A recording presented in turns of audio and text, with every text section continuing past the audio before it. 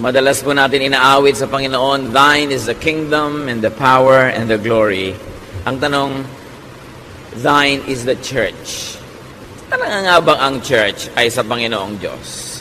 Sa Panginoong Hesus nga ba ang pangunguna sa iglesia?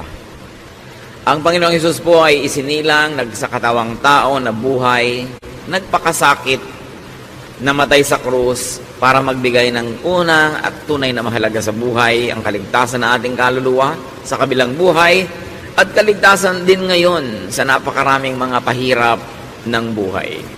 Yan ba ay nagaganap?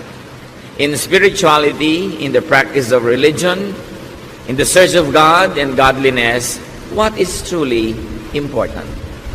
Yan po ang ating sisikapin na itanong sa Diyos at ay hihiling ng kanyang kasagutan, what's truly important. Salamat Ama dahil kami inyong iniligtas, kami inyong nilinis sa dugo ng iyong anak na si Jesus.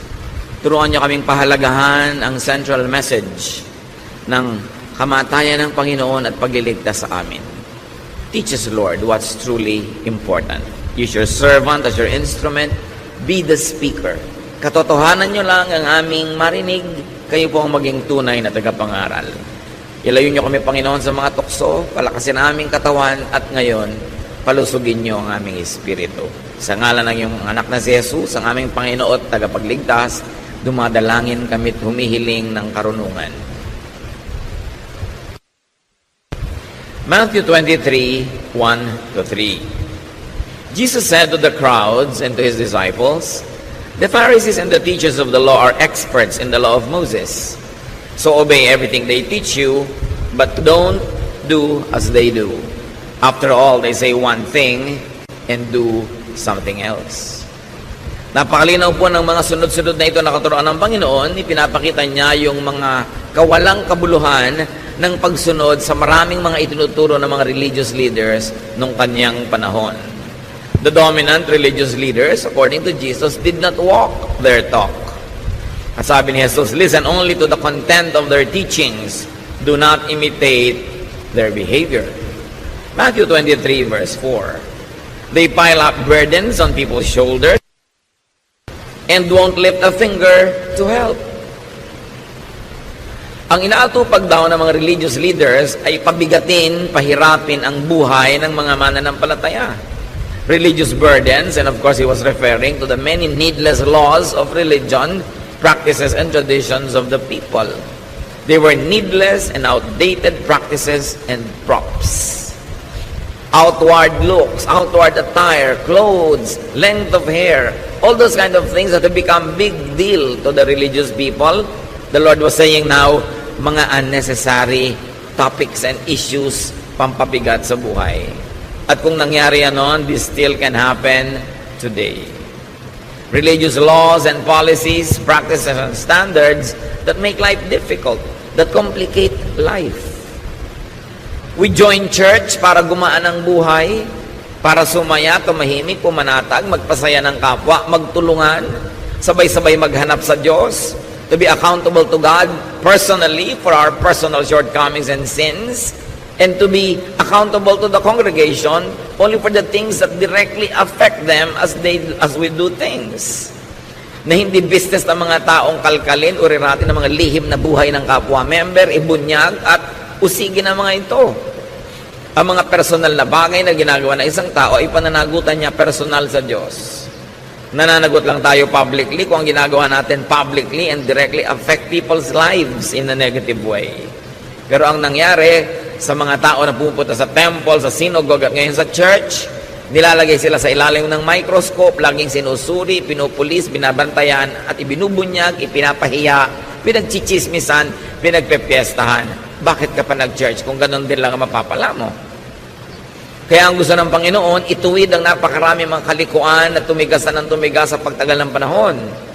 Dumating siya upang ituwid ang maraming mga bagay na nagpapahirap sa mga taong lumapit sa Diyos at maging makadiyos.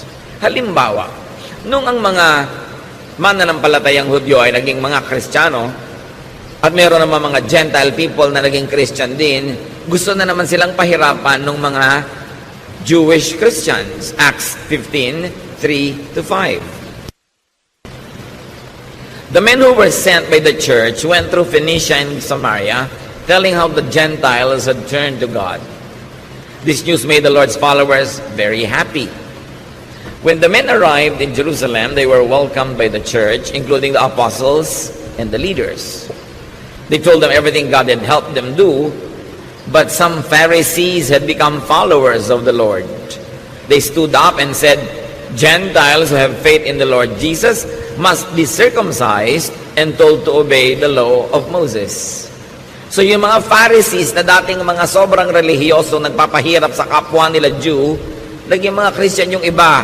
At ngayon, ini-import nila into Christianity yung mga dating kaugalian ng Judaism na nagpahirap nga sa kanila noon.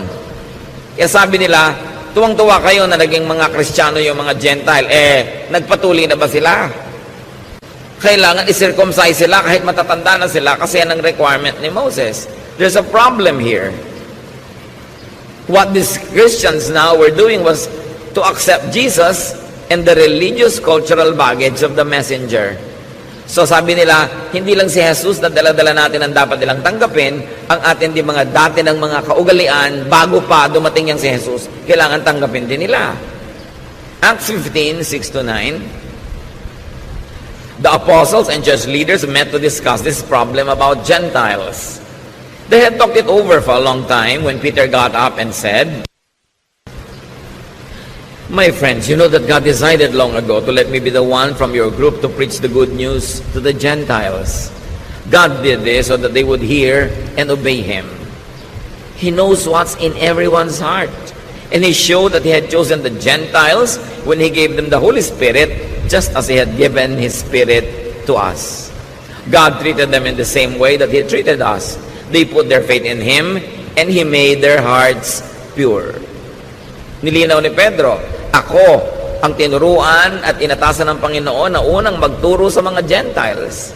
At nakita natin, nasaksihan ko at sinabi ko na sa inyo, kung paano tayo minahal ng Diyos, ganun din lang minahal ng mga Gentiles. Yung binigay sa atin na speaking in tongues, binigay din sa kanila. Yung baptism of the Holy Spirit, binigay din sa kanila. So, ginawa ng Panginoon yon, at dahil sa pananalig ng mga Gentiles na ito, ang puso nila ay nilinis. Anong naganap dito? Napakahalaga mga kapatid. They meet and discuss the matter because that matter was not covered by Scripture nor by precedent. May naganap at nagaganap sa kanilang pananalig na hindi covered ng mga dati na nilang Scriptures kasi walang ganong nangyari noong unang panahon. Gentiles becoming believers. So, wala silang mapagbabasihan na verse kung paano sila makikidil. So nag-meeting sila at pinaandar nila ang kanilang God-given intelligence. Pinaandar nila yung principle of love, principle of acceptance ni Jesus, at nakaformulate sila kung anong dapat gawin dahil nga wala silang verse na pwede pagbasihan. So, pinagana nila ang kanilang intelligence. Now, the believers would not be tied down and limited by their existing and old scriptures because it did not cover this new kind of occurrence. Experience and reason would be used to tackle current issues. At sa pagpapatuloy ng naganap, Acts 15, 10-11, now why are you trying to make God angry by placing a heavy burden on these followers? This burden was too heavy for our ancestors, but our Lord Jesus was kind to us, and we are saved by faith in Him, just as the Gentiles are. So here, the leaders who are enlightened were trying to make it clear that they were saved by faith, not by circumcision. Therefore, the Gentiles are also saved by faith, not by circumcision. So why require such a surgical procedure to men who are already quite of age? So Peter and the group couldn't count the matter as needless and an irrelevant burden. Hindi na kailangan yan, pampabigat lang yan ang buhay at pampahirap sa mga tao para lumapit sa Diyos. Acts 15:19, and so my friends, I don't think we should place burdens on the Gentiles who are turning to God. Conclusion, let us not turn them into Jewish Christians, being Gentile Christians would do. Hindi na kailangan na sila ay culturally gawin nating Hudyo. Yung culture nila, pwede na nilang ituloy, na naging Kristiyano sila, huwag na natin palitan yung kultura nila, pati yung kanilang mga asal at gawi. So they would update church culture and make the faith user-friendly. Pinapadali nila, hindi pinapahirap. Yung iba gustong pahirapin eh. Para bang fraternity, kailangan may hazing muna, pahirapan ka muna bago kita maging brad. Parang yung mga asosasyon ng mga PhD, kailangan pahirapan muna kita, kailangan muna mag-thesis defense bago ka masama sa aming mga doktor. Kaya ang thesis defense sa Pilipinas, ang hirap-hirap eh, parang ayaw kang pasalihin ng mga PhD na sa kanilang hanay. Sa ibang bansa, sa mga progressive countries, tinutulungan ka, pinapadali nila. Dito, pinapahirapan para laging sikat at konti lang ang mga may PhD. So, ganun din yung mga maraming relihiyoso, pinapahirap nila para maangat sila, pinapakonti lang nila yung pwedeng mapasama sa kanilang mga hanay. They focus on being formal, not on being spiritual. At yun ang binabago ng mga Kristiyanong pinag-aaralan natin. Ngayon, balik tayo sa ating original topic. Ang Panginoon na kinikriticize niya yung mga religious practices of His time. Ginawa lang natin halimbawa yung naging bunga ng mga Jewish Christians na gustong gawing Jewish din yung mga Gentiles. Matthew 23 verse 5. Sabi ng Panginoon tungkol sa mga religious leaders, everything they do is just to show off in front of others. Puro lang sila pagpapa-impress. Puro lang sila pag-create ng impression na ako banal, ako mahigpit, hindi pwede sa akin yan, hindi ko papalampasin yan kasi ako maka-Diyos. So this show is about me being holier than you. Habang ibinaba ng Panginoon sa mga tao yung katuruan, itinataas uli ng mga naging bagong Kristiyano para mahirapan na naman yung iba at huwag maabot, para sila lang ang nakakaabot at sikat sila. Matthew 23, 13 to 15. You Pharisees and teachers of the law of Moses are in for trouble. Jesus continues. You're nothing but show-offs. You lock people out of the kingdom of heaven. You won't go in yourselves, and you keep others from going in. You Pharisees and teachers of the law of Moses are in for trouble. You're nothing but show-offs. You travel over land and sea to win one follower. And when you have done so, you make that person twice as fit for hell as you are. Ang mga pinakamababagsik na salita ng Panginoon ay hindi niya binitawan sa mga tinatawag na sinners. Binitawan niya ito sa mga tinatawag na banal. Sa mga relihiyoso, sa mga religious teachers and preachers. Sabi niya, ang gagaling nyo, wala kayong ginawa kundi magpakitang tao. Pinagsasarhan nyo ng pinto ng langit ang mga tao dahil kayo man ay hindi makapasok. Naghihirap kayo para pumunta sa maralayong lugar para mag-convert ng mga kaluluwa. At pag na-convert nyo na sila, dinodoble nyo lang ang kanilang mga bigat sa buhay, lalong hindi sila makakapasok sa kalangitan. Hindi nyo kayang magturo ng kalangitan dahil hindi nyo yan nararanasan. Yan ang sinasabi ng Panginoon doon sa mga religious leaders. Puro kayo bawal, puro kayo mga paghuhusga, puro kayo mga pagpupwera, pagmamataas, pagmamalaki, puro mga pagpapalabas na kayo mga magagaling at mga matatalino at mga banal. Pero sa pagtuturo nyo sa mga tao, hinahawa nyo sila sa inyong mga ugali. Kaya sila man, tulad nyo, hindi makakapasok sa langit. Teachers could, according to Jesus, lock people out of the kingdom of heaven by showing them the wrong door. The door of ritual and other non-essentials. By making them follow invented requirements that will forever render you sinful. Hindi pwede, hindi kasya kahit kailan. Teachers could not go into heaven themselves by not following their own teachings or the truth they know. In their minds, they know the way to God, but in their practices, they don't do it. So hati sila. Iba yung iniisip, iba yung ginagawa. Iba yung public pronouncements, iba yung private life. At walang taong hati ang nakakaranas ng kalangitan o nakakapasok dito dahil ang gusto ng Diyos ikay buo. Kaya nga buong-buo tayong iniligtas buong-buong nilinis, buong-buong sinagip para buong makarating sa Diyos dahil tayo yung mga hati. Nagiging buo tayo dahil sa pananalig natin sa Panginoon. Nagiging malinis na ganap dahil sa pananalig sa Kanya, hindi dahil sa ating mga accomplishments. Teachers could keep others from going into heaven by discouraging and frustrating an honest search for it. Marami mga tao, they honestly search for God, but they get frustrated by the religious system that pretend to know and to show them the way.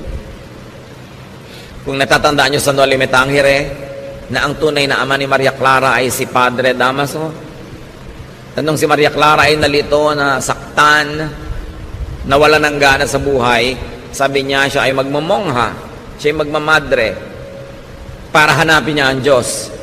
At sino ang kauna-unahang sumalungat at sobrang ipinagluksa yung desisyon na yon? Yung tatay niya na pare na si Padre Damaso. Sabi niya, huwag, hindi mo alam ang sinasabi mo, hindi mo alam ang susungin mo. Dahil kung merong nakakaalam kung saan patungo ang mga religious teachings, dapat religious leaders.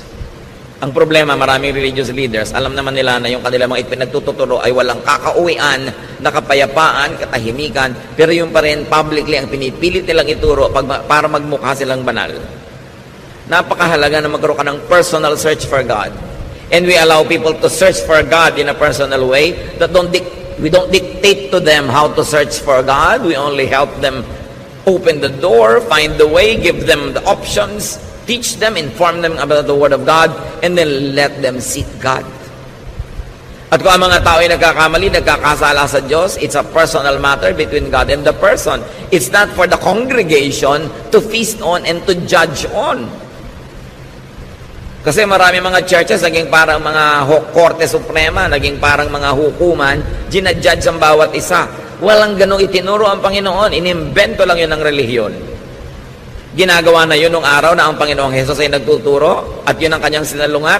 Tapos ipinagpatuloy pa ng mga Kristiyano later on yung ganong tradisyon na nililitis ang kapwa, hinuhusgahan. Kaya tuloy ang mga tao na pipilitan maging ipokrito at ipokrita, itinatago ang mga problema nila sa buhay sa takot na sila'y litisin ng simbahan.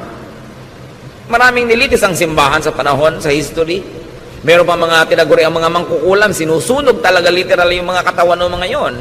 Naging court ang church imbes naging kanlungan ng mga kaluluwang nahihirapan at humihingi ng ginhawa. Sa pagpapatuloy, Matthew 23:16-22, the Lord continues, you are in for trouble. You are supposed to lead others, but you are blind. You teach that it doesn't matter if a person swears by the temple, but you say that it does matter if someone swears by the gold in the temple. You blind fools! Which is greater, the gold or the temple that makes the gold sacred? May mga particular practices nung panahon na yon na tinulig sa ang Panginoon. Yung sobrang pagiging mahilig ng mga religious leaders sa pera. Love for money, power, and honor. Misguided zealousness could blind religious teachers. Kaya ito ay tinuligsa ng Panginoon na huwag mong kikilingan yung tao dahil mas mayaman, dahil mas malaki yung donation. At yung mga religious leaders, huwag mag-agawan, magbangayan, agawan ng mga member mayaman, ng mga donor. Nung paman, kinikriticize sa'yo ng Panginoon. Kaya hanggang ngayon, challenge pa yan sa maraming mananampalataya. Matthew 23:23-24. You Pharisees and teachers are show-offs, and you're in for trouble. You give a tenth of the spices from your garden, such as mint, dill, and cumin. Yet, you neglect the more important matters of the law, such as justice, mercy, and faithfulness. These are the important things you should have done, though you should have not left the others undone either.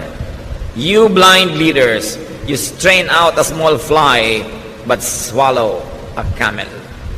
So, puro kayo pakitang tao. Sa mga nakikita ng tao at nasusukat, kahit na sa mga tithes and offerings, ang faithful nyo. At sabi ni Lord, dapat naman. Pero hindi lang yan ang mahalaga. Mahalaga yung katarungan, habag, pagiging matapat. Sabi, napaka mga bulag ninyo. Hindi nyo malulon ang kaprasong insekto, pero buong buo yung nilulunok ang mga kamelyo. Ibig sabihin, mga maliliit na mga kasalanan ng kapwa, minamalaki nyo, maliit na mga pagkukulang, kala mo kung ano na. Pero yung mas malalaki mga kasalanan, hindi nyo napapansin. Yung mga kasalanan ng yabang, judgmentalism, self-righteousness, pride, misguiding people, selfishness. You don't notice that. Wala kayong napapansin kundi yung babaeng adulterous. Wala kayong napapansin kundi yung mga taong kung nagko-commit ng mga sexual sin na parang sexual sin na lang ang kasalanan sa buong lupa at sa buong buhay. Ang dami pang iba. Pero ang pinanggigigilan nyo, yan lang. Sabing ganon. E totoo naman mga kapatid, sa kasaysayan ng church, hanggang dumating tayo sa present time, merong mga major denominations, talaga namang wala namang pinanggigilan kundi mga ibang mga uri ng pagkukulang ng kapwa, pero hindi nila napapansin yung mas malalaking mga kasalanan. Yung panghihiya, yung pananakit ng kalooban, yung paglalayo ng loob ng mga tao sa Diyos dahil sobrang nila pinoformalize sa mga bagay. Sabi ni Lord, maliit na insekto, hindi nyo malulon. Pero yung mga lalaking mga kamelyo, buong buo nyong nalulunok. Sabi, you hypocrites, you are in for trouble. You are majors of minors, specialists of non-essentials. Ang laki-laking issue sa inyo kung anong Bible version ang babasahin. May version pang kaisa-isang tama at lahat na ibang version hindi na. Saka naman nakakita ng ganon. E paano bago na-imprenta yung version na yan? Di wala palang totoong Word of God. Sobra kayo nagmamalaki ng mga issue. Pinapalaki nyo ang loob, pinapayabang nyo ang inyong mga member na tayo ang tama, wala nang iba. Ang version na binabasa natin ang tama, yung kanila wrong. Tayo lang ang saved, sila hindi. Tayo lang ang papakasalan ni Kristo, sila audience. Sabi, binubulag nyo ang mga tao para maging mayabang na member ng inyong kongregasyon. Na kami lang ang tama. Ang tingin tuloy sa iba, demonic. Ang tingin sa iba, mali. Nagiging pala, hiwalay tuloy at mga separatist. Flankers in major subjects like justice, mercy, and faithfulness. Pero ang gagaling magtalumpati, buhay na buhay pa hanggang ngayon ang mga tinutuligsa ng Panginoon noon. Dapat nating ibukas ang ating mata at isip at makita natin kung ito ay umiiral at nagaganap sa iba't ibang lugar at huwag tayong makisangkot, makisali at tulungan sa ganito mga tao na pahabain ang problema na noong pa man ay nilulutas na ng Panginoon. Self-righteousness, religious separatism, judgmentalism, pagbungkal at pag-ungkat sa mga lihim na buhay ng mga tao. Tulad ng babae who was caught in adultery. Alangan mang she was committing adultery in the streets. She probably was doing it in her own home, in her own house. And that people entered that house and dragged her out. Nung dinala sa Panginoon, gusto nilang batuhin. Hindi naman ipinabato ng Panginoon. Sabi lang niya, o sige, yun na lang perfect sa inyo, yung walang kasalanan, magsimula nang bumato. Although it was required by the law of Moses to kill that woman by stoning her. But the Lord said, di ba? Sabi ni Lord, I am the light of the world. Kaya ako dumating para tapunan ng liwanag yung mga religious baggage ninyo na ginagawa kayong mga malulupit sa kapwa. Akala nyo kinakatuwa ng Diyos. Tuwang-tuwa kayo, ipinagbubunyi ninyo na pagpiestahan ng mga kasalanan ng iba para yung mga kasalanan nyo ang huwag matingnan. Binovolunteer nyo na lang na lahat magtinginan sa kasalanan ng iba. Sabi, hindi ganyan. And so nobody dared to stone that woman. Because nobody was qualified. Alam nyo ang ginawa ni Lord na qualification to judge? Perfection. Sabi niya, o sige, sabi pala ng law of Moses, babatuhin ang babaeng makasalanan. Batuhin na, mauna na lang yung walang kasalanan. Wala naman nangahas. Because nobody was perfect. Mga kapatid, kung hindi kayo perfect, stop judging others. Kahit sa congregation, yung mga kasalanan lang ng church, brothers and sisters natin, na kailangang i-deal, yung kasalanan that directly and effectively and practically affect us. Halimbawa, treasurer ng church, tinakbo niya yung fund. Affected tayo lahat. Dapat talaga i-deal yun. Pero anong pakialam niyo kung sinong ka-date niya kahapon? That's between her and God. No? Anong pakialam niyo kung anong nakaraan niya? That's already charged on the cross. Anong pakialam natin sa private lives ng mga tao hanggat hindi tayo directly affected in a practical way? Yan ay tinuturo ng Panginoon. Anong pakialam nyo dito sa babaeng ito? It's between her and God. Dahil kung talagang gusto ng Lord na papatayin yung babaeng yon at sundin yung batas ni Moses, ba't di niya pinabato? At kung babatuhin din lang pala yung babae, ba't pa dumating ang Panginoon sa mundo para tayo iligtas? Para tayo patawarin at linisin? Hindi lang tayo inililigtas sa impyerno at sa mga impakto. Inililigtas din tayo sa mga relihiyosong sobrang makialam sa buhay ng kapwa na gusto nilang parusahan yung mga taong gumagawa ng mga private sins. Kung gusto mo maging banal, magpakabanal ka. That's good. That's best. That's commendable. Pero huwag mong sukatin yung kapwa mo sa iyong pamantayan. Huwag mong pilitin yung kapwa mo na maging kasing banal mo. Your life is your business before God. At pag tinanggal mo yun sa iyong ugali, sasaya ang church. Hindi para konsentidihin natin ang isa sa mga kamalian, but you always say, God is not yet finished working on this person. Kung ang mga kasalanan niya ay napaka-private, bakit ko kakalkalin? Ang iintindihin ko yung kasalanan ko, yung kalinisan ko before God. And I will pray for the person, I will give counsel kung hinihingi niya, bibigyan ko ng payo kung hinihingi niya, bibigyan ko siya lagi ng inspirasyon, ng magandang halimbawa sa pamamagitan ng buhay ko, but I will not lecture. I will not judge. At hindi ko siya ititiwalag dahil lang kulang siya. Dahil pag lahat ng kulang, tiniwalag, walang matitira. Gusto ni Lord ituwid yung religious customs ng mga tao. Na kumbaga pag relihiyoso ka, nakakasakal kang kasama, ang hirap-hirap mong kasama sa buhay dahil bantay ka ng bantay ng kasalanan ng iba. Lagi kang may points, may scoreboard. That's not what the Lord wanted. Sabi niya, I came that you might have peace. Sabi niya, don't worry, I have overcome the world. Your sins are charged to me, and I am the judge. Don't judge each other. I will judge. Ngayon, kung kayo yung babae na nagkulang at nagkamali, di nyo ba ikakatuwa na ang Panginoon ang judge? Gusto nyo ba na yung mga churchmate nyo ang judge? At kung hindi nyo gusto na i-judge kayo ng churchmates, don't judge your churchmates. Let Jesus judge them. And up to now, Jesus is still Savior, not yet a judge. So bakit natin siya uunahan? Now, religious fanatics could be unjust, merciless, uncaring, and cruel because they kill the opposition or the competition. May mga congregation naman kaya mahigpit, marketing lang nila yon para i-market nila ang sarili nila, maka-Diyos, godly, mahigpit. So sa amin kayo mag-member, huwag yan sa mga maluluwag na yan, walang mangyayari sa buhay nyo. Pero subukan nyo mag-member doon, sa ganun kahihigpit. Subukan nyo lang. Maglingkod kayo ng 20-30 taon. Tama ang hairstyle nyo, yung gupit nyo, yung haba. Tama ang hairline ng inyong damit. Tama ang lahat ng ginagawa nyo. Subukan nyo magkamali after 20 years ng paglilingkod. Sisipain nila kayo. Promise. Tatanggalin nila kayo, ititiwalag nila kayo, kakalimutan nilang kapatid nila kayo. Alam nyo, ang pinakamakalimot, mabilis makalimot ng magandang pinagsamahan, mga Kristiyanong mahihigpit. Ang tagal-tagal mong brother and sister in the Lord, subukan mong bata pa, magkamali, kauna-unahan silang lalapa sa'yo. Mahirap sila mga kaibigan. Kasi, you're only a friend as far as you are holy. Pag nagkamali ka na, hindi na. Mabuti ng mabuti kung kaya mo maging holy 100% of the time. Kaya yung iba, nagpe-pretend tuloy. Nagpapanggap sa takot na matiwalag. Sa takot na mapagpiestahan, ma-bulletin board, ma-pulpito, maipahiya. Religious fanatics could be unjust because they think that killing for religion pleases God. Katulad nun, yung mga tao, papatayin nila yung babae. Imagine a person that you will stone to death. Siyempre, hindi naman patay agad yun. Mangingisay-ngisay pa, bubula pa ang bibig, dudugo, magkakapasa-pasa, bato ka pa ng bato. Anong tigas ng puso ang pwedeng meron ka para gawin yon? At bakit mo sasabihin galing sa relihiyon o galing sa Diyos yung tigas ng puso na yon?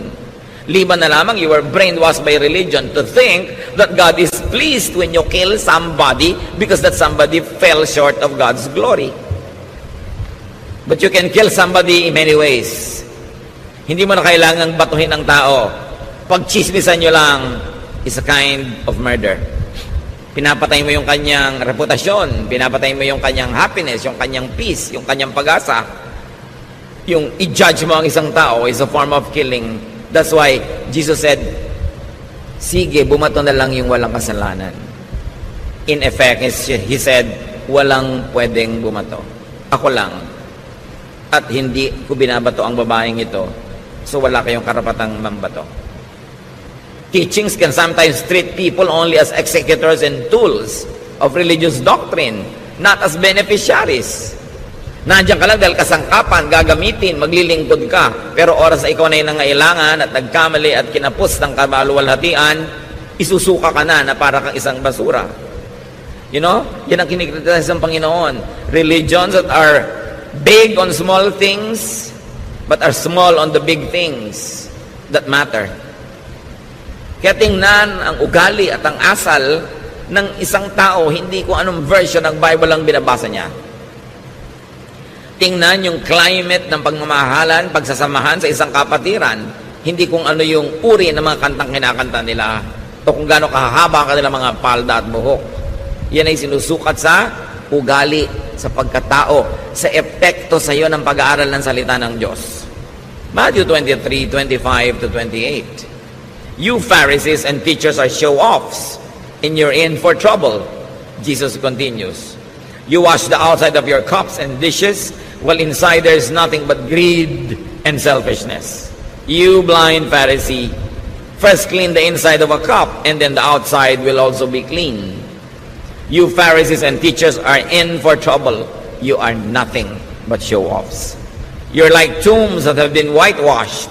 On the outside you are beautiful, but inside they are full of bones and filth. That's what you are like. Outside you look good, but inside you are evil and only pretend to be good.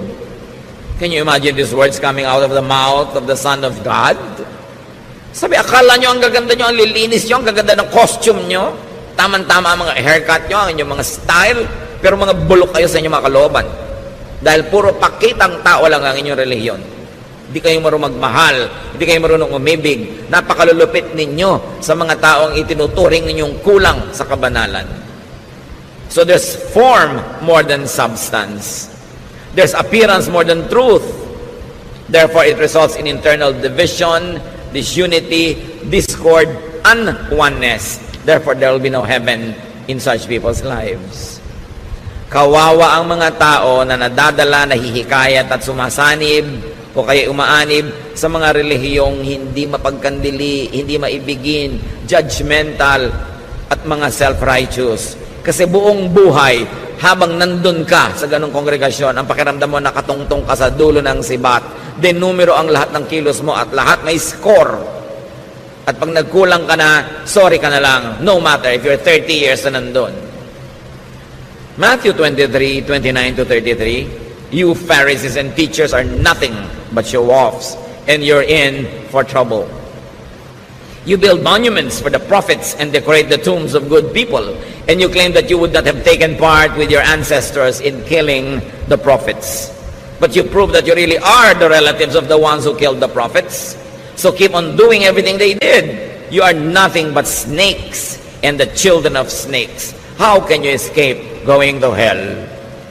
Can you imagine?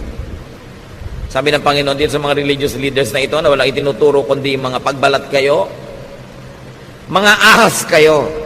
Wala kayong iniwan sa mga anak lang ng ahas. Paano kayo makakataka sa impyerno? Kawawa ang mga makikinig sa inyo, idadamay nyo lang sa isang magulo, mahirap at mapagkunwaring buhay at hindi nyo sila mapapayagang pumasok sa kalangitan o maranasan ang kapayapaan sa buhay dahil wala kayong gagawin kundi tadtarin ang buhay nila ng mga requirement nyo na imposibleng masunod all the time. Pinapagaan ng Panginoon ang buhay ng mga tao, pinapadali niya ang pagpasok sa Diyos. So napakahalaga. Prophets teach people new applications of old truths. Kaya sabi, you kill the prophets. Sasabihin nyo pa ngayon, kung nabuhay kayo noong unang panahon, hindi kayo sasama sa pagpatay sa mga propeta ng Israel. Pero sabi niya, sa asal nyo, halatang-halata, mga apo kayo, no, mga pumatay sa mga propeta. Kasi pareho kayo na ugali. Alam nyo po, napakaraming propeta sa Israel, pinatay ng mga Israelites sa isang malagim na mga paraan. Sari-saring mga pahirap ang inabot ng mga propeta. Akala nyo ba, laging ikinalang ang mga propeta? Pinapatay ng taong bayan sa pangunguna ng religious leaders. Why? Because prophets teach the people new applications of old truths. Pinapalaki ng mga propeta ang pananaw ng mga tao paano maiintindihan yung original na mga itinuro ng Diyos na freeze na, naging fossil na, hindi na bagay sa panahon. So binibigyan ng mga propeta ng mga bagong reading, mga bagong interpretation para ang tao lumaya, hindi para ikulong ang tao, para padaliin ang buhay, hindi para pahirapin, at natetreten yung mga religious leaders dahil yung mga prophet, baka pakinggan ng mga tao, bumaba ang kita ng templo. Bumaba ang kita ng mga synagogues. Kaya pinapatay nila yung mga prophets. Because prophets bring new revelations. And prophets are not known for being conservative. Ang mga conservative, yung mga Pharisees, walang papalitan sa ating mga pamamaraan, walang papalitan sa mga nakaugalian natin, walang iibahin. Sila yung conservative. They like to conserve the system. Why? Because they benefit from it. Walang iibahin. Baka pag naiba pa yung timpla, mawala pa yung aming pagiging bida, kami ang may control, kami ang lahat ng pinagsasanggunian, kami ang merong say sa lahat ng bagay, baka maiba pa. Kita niyo yung mga propeta like John the Baptist, he was never conservative. He is what you might call Jeprox. He is what you might call, wow, bakit ganito? Ibang-iba yung suot niya sa mga nakasanayan. Wala po mga propeta noon na sumang-ayon sa mga matatandang kaugalian na inabot nila. Lagi silang a new voice, a fresh wind. That's why they were killed. Prophets are emergent. Sila yung bagong sibol. They shake and threaten the system. They are not keepers of the dominant system. Pag sinuri nyo ang mga prophecies, ang mga ginagawa ng mga prophet, hindi sila tagapag-ingat ng mga datit lumang kaugalian. Nagladala sila ng mga bagong pananaw, mga sariwang hangin na umiihip mula sa disyerto para bigyan naman ng sariwang buhay yung mga tao. Ngayon, yung mga Pharisees, the religious leaders, are dominant or recessive. Tatlong bagay lang naman yan na pwedeng katayuan ng isang institusyon. Ikaw yung dominant, nagahari. Ikaw yung recessive, papalaos. O ikaw yung bagong sumisikat, emergent. And in the scheme of things, the prophets were always emergent. Bagong ideya, bagong application, paglalabas sa mga dating mga kahon, pagpapalaya sa mga dating mga tali, yun ang ministry ng mga prophets. Yung church system, sila yung dominant. Sila yung nagahari. At dahil nagahari sila, they are conservative. They don't like to change anything dahil baka pag napalitan, mawala yung kanilang paghahari.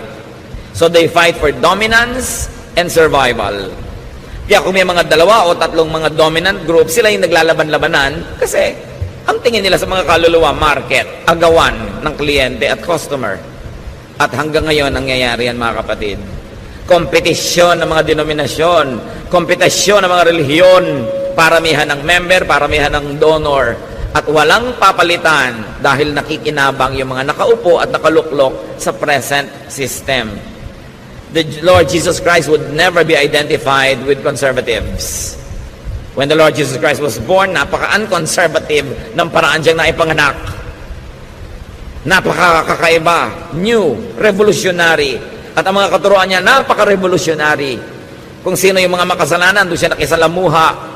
Kung sino yung mga relihiyoso, doon siya umiwas makisalamuha. Kung sino yung mga tinuturing ng mga latak ng lipunan, mga walang sinabi, walang pinag-aralan, yun ang ginawa niya mga disciples. Hindi siya conservative, ever. And I will never be glad to be called a conservative.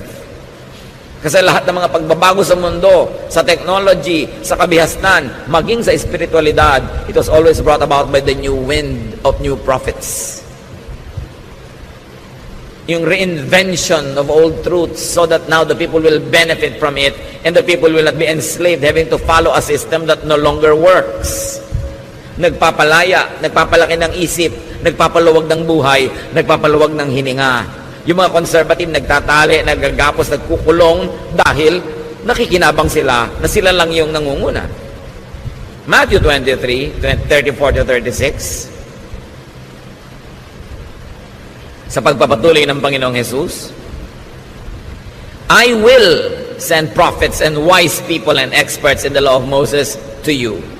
So future tense pa, sabi ng Panginoong Jesus, padadalan ko kayo ng mga propeta, padadalan ko kayo ng mga matatalinong tao, yung mga tunay na magpapalaya sa inyo, but you will kill them or nail them to a cross or beat them in your meeting places or chase them from town to town.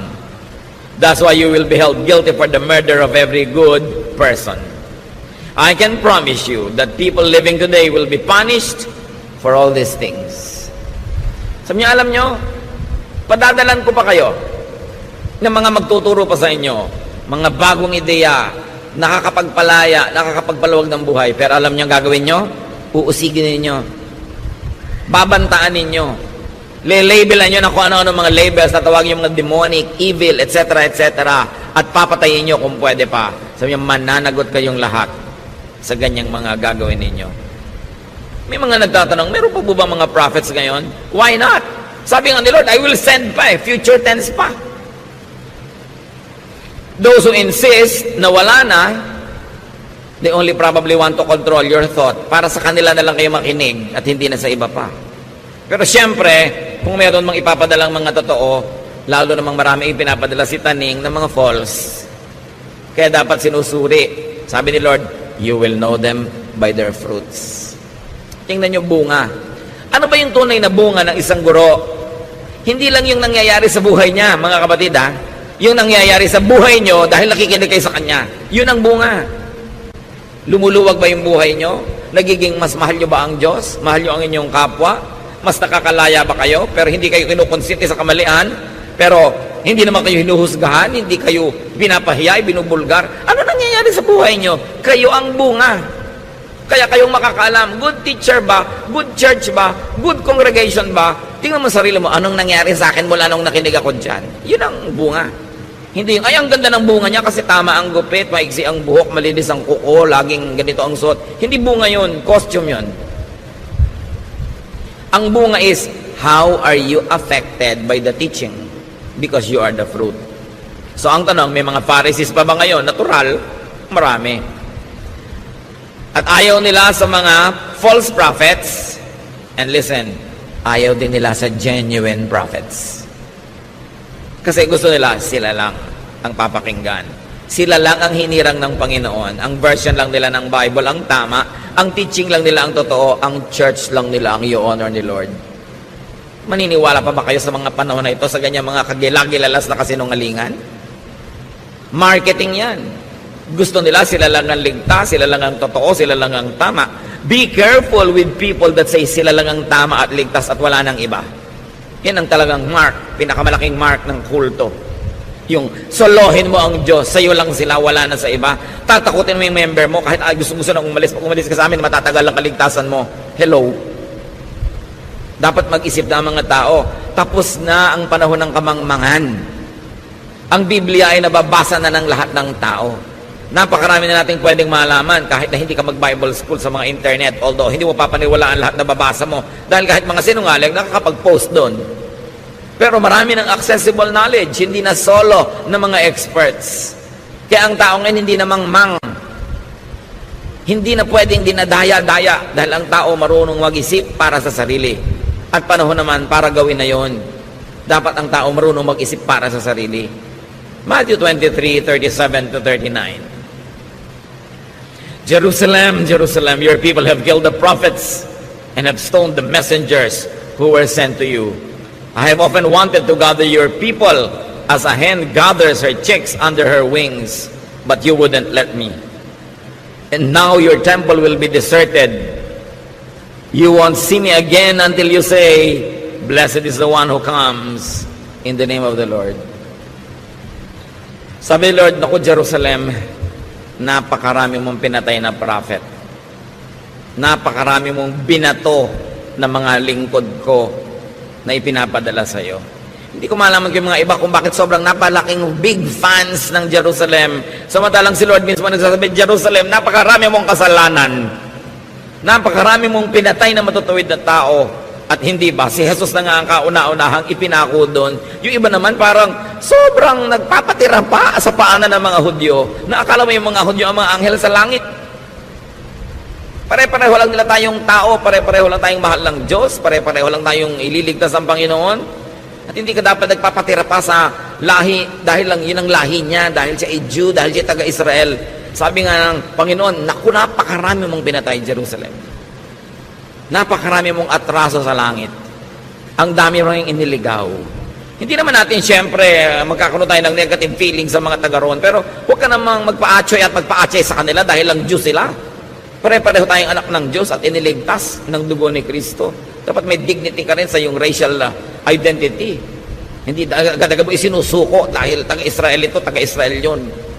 Mahal ng Diyos ang lahat ng tao. At sino man ang susamba sa Kanya at maglilingkod ay mamahalin niya. Sabi nga ng isang propeta, kahit yung mga bato, pwedeng gawin mga apo ni Abraham. Huwag niyo ipagyabang na mga Hudyo kayo. Kasi kung Hudyo nga kayo, hindi mo kayo sumasamba, baliwala yan. Mabuti pa yung Gentile. Ilagay natin ang lahat sa tama. Huwag tayo ngayong magpairal ng bagong religious colonialism na may bago naman mga amo. Pagka taga-Israel, amo na natin agad. Dapat ang amo lang natin ang Diyos. At meron tayong dignity, pagmamahal maging sa ating racial identity.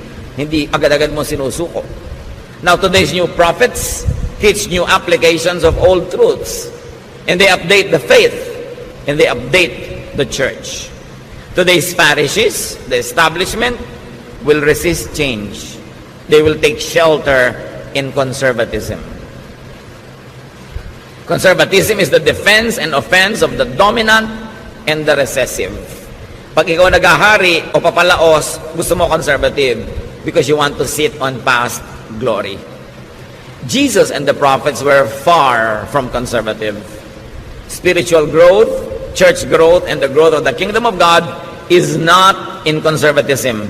It is in dynamism and continuing reinvention of ourselves. So, why do we review? And why do we study these principles? Because we are bombarded by religious marketing of the dominant Pharisees, the rich, big religious corporations that compete for our soul and for our loyalty. What's truly important according to the Lord? Mercy. Mahabagin ka ba? Tinuturuan ka bang maging mahabagin? Justice. Katarungan. Faithfulness, truthfulness. But really, the Lord says that the most important is love. Pag-ibig, yan ang tunay na susi, yan ang tunay na sukatan kung makadiyos ka o hindi. This is what to give, to promote, to implement, and to look for.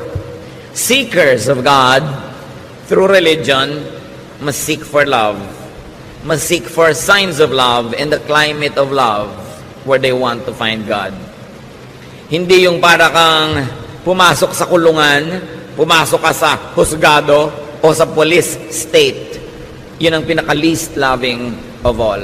Sayang ang pagod, sayang ang panahon. 1 Corinthians 13:1. What if I could speak all languages of humans and of angels? If I did not love others, I would be nothing more than a noisy gong or a clanging cymbals. Sabi, ano ngayon, kung marunong ko mag-speaking in tongues, na minamalaki nung araw sa Corinthians yan, sabi ko, hindi ako maibigin, baliwala yan. Para lang akong ingay na walang katuturan. Sabi niya, of course, others there, if I do not love others, others means the other. Yung hindi ikaw, yung hindi mo kamuka, yung hindi mo kagrupo, loving the other. Love others. Without love, religious eloquence is meaningless. 1 Corinthians 13:2. What if I could prophesy and understand all secrets and all knowledge? And what if I had faith that moved mountains? I would be nothing unless I loved others. So all the seminary education, all the PhDs, all the experience in ministry, without love, prophecy, knowledge, and faith are meaningless. Love pa rin. Hindi nyo hinahanap yung strict church ba ito? Doctrinal ba ito? Ang hahanapin nyo, loving church ba? At ang dadalhin nyo sa church, love din. Kung gusto nyo maging loving yung climate, love ang dadalhin ninyo. Hindi yung mga kabaligtaran nito. We all contribute in creating a climate in the fellowship. 1 Corinthians 13:3. What if I gave away all that I owned and let myself be burned alive? I would gain nothing unless I loved others. Yung mga unloving churches, minamaliit, nililibak nila yung word na love. Pag sa kanila yung love, hippie yan, drug yan, drugista yan, yung mga ano yan, mga wala yan, mga pasaway yan. Sa kanila ganoon na ibig sabihin ng love eh. Minamaliit nila yung word na love. Akala nila yung love yung pagiging careless, pagiging bangag, pagiging lasing. In-associate nila sa mga make love, not war, noong mga 1969, 1970. Iniiba nila para lang bulagin yung mga tao about the meaning of love. So ngayon, sabi, hindi kami loving, we are strict. But the point is, Jesus says the most important is love. And love does not mean maging hippie ka o maging drugista ka o maging careless ka o immoral. Huwag nating papababain ang ibig sabihin ng love. Love is understanding your fellow men, giving them time to grow and not judging them while you are continuously praying for them and helping them. That's what love is all about. Without real love for people, charity and sacrifice are nothing. So religious eloquence, religious brilliance, and religious giving are nothing when not done in love and for love of others. For what else could this be done? Halimbawa, charitable ka, eloquent ka, you could also do it for love of self, for self-promotion and self-preservation. 1 Corinthians 13, 4-7. Love is kind and patient, never jealous, boastful, proud, or rude. Love isn't selfish or quick-tempered. It doesn't keep a record of wrongs that others do. Love rejoices in the truth, but not in evil. Love is always supportive, loyal, hopeful, trusting. So love doesn't keep a record of wrongs that others do. Keep that in mind. Religious zeal, especially self-righteousness, judgmentalism, and congregationalism could oppose love. 1 Corinthians 13, 8-10. Love never fails. Everyone who prophesies will stop. So mawawala ng halaga yung mga prophets at prophecies. And unknown languages will no longer be spoken. So mawawalan din ang halaga yung mga speaking tongues na yan. All that we know will be forgotten. So all knowledge, katalinuhan, galing, mawawala. We don't know everything, and our prophecies are not complete. But what is perfect will someday appear, and what isn't perfect will then disappear. So niyang konti-konti nang alam natin, huwag tayong magyabang. Pati prophecies natin hindi complete. Be careful of people who say they know everything. They know all the answers. They know all the doctrine. Sinungaling yun. Kasi sabi sa Bible, we don't know everything, and our prophecies are not complete. So ang isang tao talaga na responsable, na pwede pagkatiwalaan, yung tao nagsasabing, ako rin, naghahanap pa. May mga iba na ako natagpuan, may nalaman na ako, pwede ko i-share sa'yo, pero iba hahanapin pa natin. I don't know all the answers. Be careful about people who pretend that they know, because they will mislead you. Now, love is perfect. Religiosity is imperfect and will stop. 1 Corinthians 13, 11-12. When we were children, we thought and reasoned as children do. But when we grew up, we quit our childish ways. Now all we can see of God is like a cloudy picture in a mirror. Later we will see Him face to face. We don't know everything, but then we will, just as God completely understands us. So yan, mga bata pa tayo, especially bata ka pa sa pananalig, bata ka pa sa spirito, isip bata ka, pero dapat dumarating yung time na nagmamature ka. At ang nagmamature naman, hindi ibig sabihin nalalaman mo lahat. Nalalaman mo lang na hindi mo alam lahat. Yun ang ibig sabihin ng maturity. Therefore, you become more careful, you become more humble, and less self-assuming. Sabi, hindi naman natin talaga makikilala ng lubos ang Diyos ngayon eh. Kasi ang laki-laki ng Diyos, ang dakil-dakila niya, ang liit-liit natin at marami pa mga takip-takip sa mga mata natin. So, sino ang makakapagsabing alam na alam ko, kilala ko ang Diyos, at yung pagkakaalam ko, pagkakakilala ko ang kaisa-isang tamang interpretation. Sabi niya, hindi ganun. Pagdating ng panahon, makikilala natin siya. Pag face-to-face na tayong humarap. Pero ngayon, sinisikap nating makilala siya. Nobody can pretend to know God completely and to know all the answers. Pero itong mahalaga, sabi niya, kilalang-kilala tayo ng Diyos. At yun ang dapat nating ipagpasalamat. Alam niya ang ating mga kahinaan, alam niya ang ating mga pangangailangan, alam niya kung paano tayo tutulungan, kahit hindi natin siya lubos na kilala. Religious understanding is progressive. No one should be trapped and frozen in just one stage. Kung yung pagkakakilala mo sa Panginoon 20 years ago, mga kostumbre mo, ugali, 20 years ago hanggang ngayon, hindi na iba, hindi ka nag-grow. Progressive eh. Dapat nag-grow. Truth will reveal the inanities of many things people used to consider all important. So 1 Corinthians 13:13, sa pagwawakas, kung anong tunay na mahalaga. For now there are faith, hope, and love. But of these three, the greatest is love. Religion teaches faith, but it will become irrelevant when everything is revealed. Religion teaches hope and expectations, but they will become irrelevant, they will be moot and academic when we are together with the Lord in eternity. Religion teaches love, which is the greatest, because it will be forever. Yun ang patuloy at in fact, yun ang lalo pang lalago pagka humarap na tayo sa Panginoon at magkakasama na tayo sa kabilang buhay. Why is it the greatest? Because God is love. If you're going to be known for anything, be known for godly love.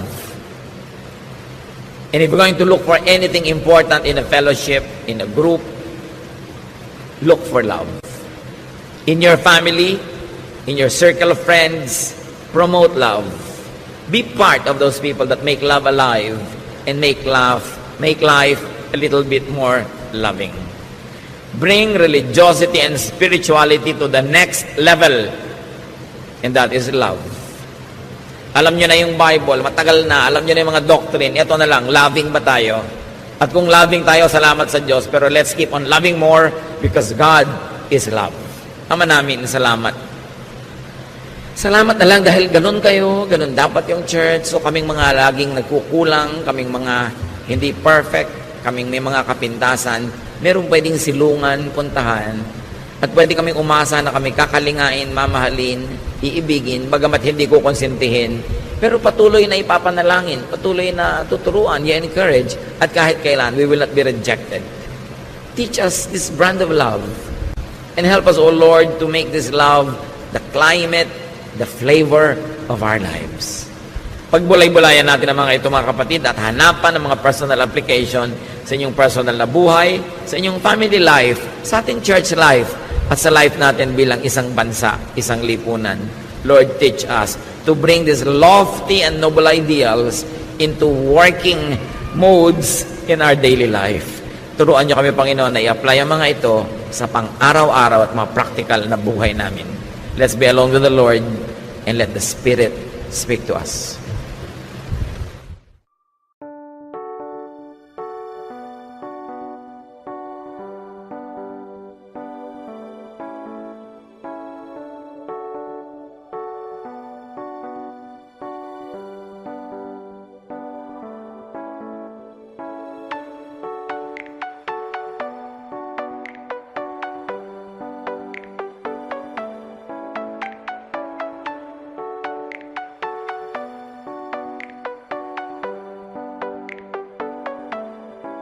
Anh ai mơ mộng mình thứ xa xôi, không màng về tình ái muôn nơi, sống cho là trọn kiếp đây thôi, đâu quan tâm gì chuyện đời.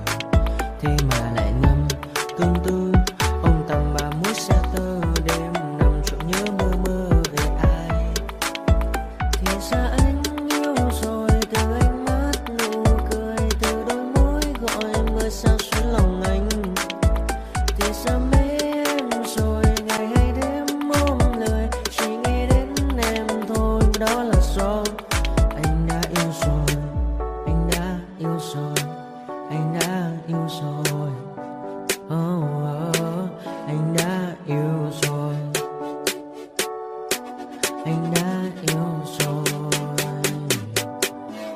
anh đã yêu em mất rồi.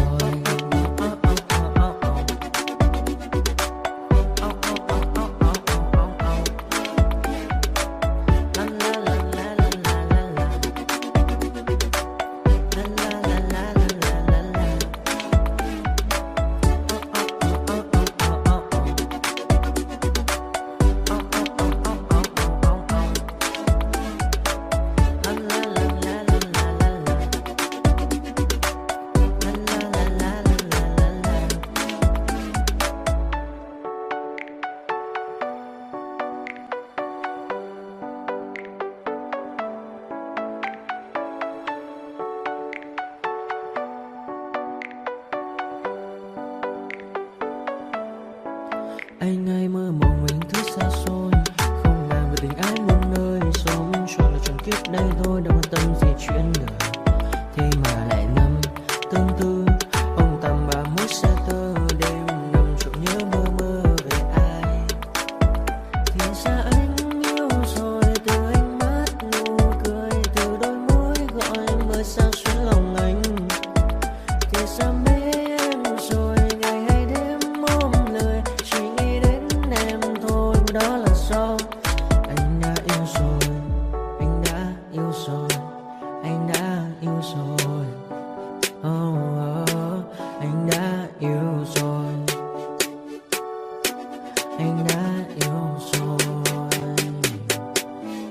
Anh